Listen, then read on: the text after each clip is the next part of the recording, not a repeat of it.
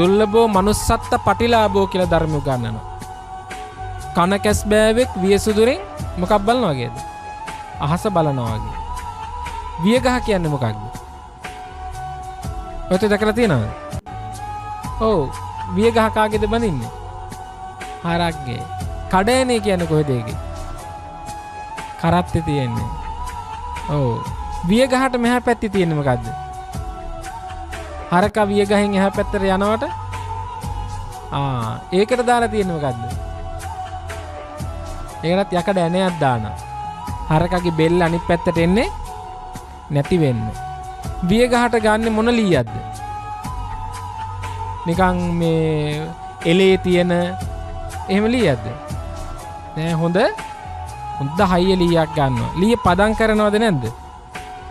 පදම් කරනවා. මඩේ දාලා පදම් කරනවා. ආය අවුවේ දාලා පදම් කරනවා. ආය වතුරේ දාලා පදම් කරනවා. විවිධ විදිහට පදම් කරලා තමයි වියගහ ගන්න. මොකක් නිසාද? බර යා අදින්නේ වියගහේ තියාගෙන. වියගහක් පරම්පරා කීයක් විතර තියාගනීදනේ? එච්චර හොඳට හයියට හදන වියගහක් පරම්පරා දෙක තුනක් තියාගන්නවා.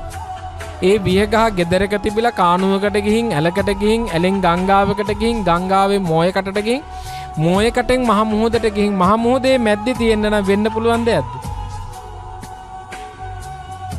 හිතලා බලන්න කොච්චර නොවෙන්න පැත්තරද බර තියෙන වෙන පැත්තරද? නොවෙන පැත්තට. එහෙනම් අපේ හොඳම ගෙදර වැඩිම කාලයක් ඉන්න තියෙන ගෙදර කොහෙද තිබිලා තියෙන්නේ? වැඩිම කාලයක් ඔය ඇත්තන්ගේ මගේ ලෝකයේ නිවස තමයි නිරය. හරියට වියගහ මිනිස්සු විසිකන්නේ නැහැ ගෙදර තියාගන්නවා. වියගහ එළිය තිබුණොත් පළල දරට දානවා. ඒකුණුත් බේරලා ගඟට ගියොත් අතුරු කිලිවල හිර වෙලා නතර වෙනවා. නේ? යන්නේ නැහැ කැඩෙන්නේ නැහනේ වතුර පාරටවත් හරි හයිය නිසා. ඔබගේත් මගේත් මහ ගෙදර තමයි කොහෙද? නිරය. කොච්චර අසුචි කාලයක්ද?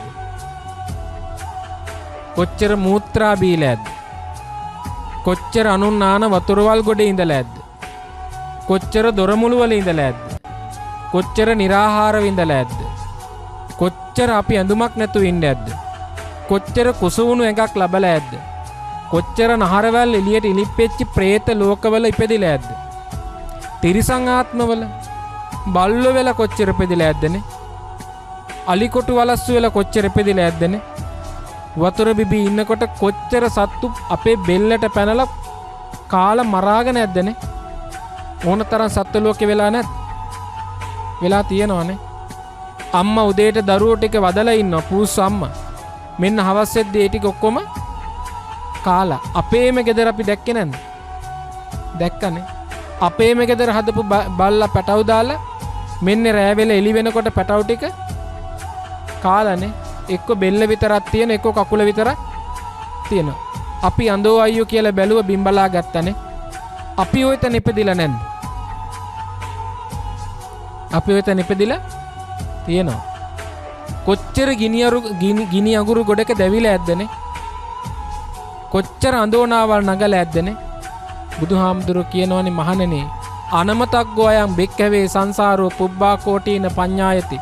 මේ අනවරාග්‍ර සංසාරේ පටන් ගත්ත තැනක් අපි දන්නේ නැහැ. අවසාන වෙච්ච තැනක් අපි දන්නේත් නැහැ. අපි ඇවිදින් දුවන පුදුම රේස් එකක්. දුර්ලභ ලැබපු මනුස්ස ජීවිතේ අපි පුදුම රේස් එකක් දුවනවා. උදේ නැකිට තැනේ ඉඳලා රෑ එළි වෙනකන් අපි දුවන්න පටන් ගත්තොත් දුවන්න මොනව වෙන්නේ? රේස් එකක්. කොහේ ජීවත් වෙන්නද? මනුෂ්‍ය ලෝකේ ජීවත් වෙන්න. මට පේන්නද අනුන්ට පේන්නද? අනුන්ට පේන්න ජීවත් වෙන්න. ඒක අපේ ජීවිතවල තියෙන රේස් එකක්. තනියම ඔය තිතලා බලන්න ඕද නැද්ද කියලා? මට ඕන වාහනේ නෙමෙයි මං ගන්නෙ. කාට ඕන වාහනේද? අරය බැලුවොත් මගේ වාහනේ දිහා මං ගැන කොහොම හිතයිද කියලා. හැම නිතරම ඇතුලේ මොකද්ද තියෙන්නේ? මාන්නයක් තියෙනවා. ඒ මාන්නේ හදාගන්න රේස් එකක් දුවනවා. ඒ රේස් එක දුවනකොට කන කැස් බෑවෙක් වියසිදුරෙන් අහස දිහා බලනකොට හඳ පායලා තියනවා වගේ ධර්මයේ පේනකොට ධර්මයේ දිහා බලනවද? ඒ තරම් මොකද්ද නැති වෙන්නේ? ඒ තරම් අපිට විවේකයක් නැති වෙනවා. ඒ තරම් අපි කාර්ය බහුල වෙනවා. ඒ තරම් අපි අවිවේකයි. අපට හිතෙනවා නෑ ඕකට තමයි වෙලාවක් නැති අනිත් ඔක්කොටම වෙලාව තියෙනවා. ඔක්කොටම වෙලාව තිබ්බ දෙයට මොකක්ද වෙන්නේ අවසානයේ? ඔක්කොටම වෙලාව තිබ්බ දේ අඬ අතාරින්න වෙනවා.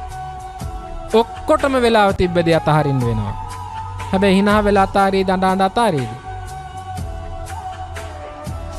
ඔයත් කියයි දැන් නෑ ස්වාමීනි අපි නම් එච්චර බැඳිලා නෑ කියලා.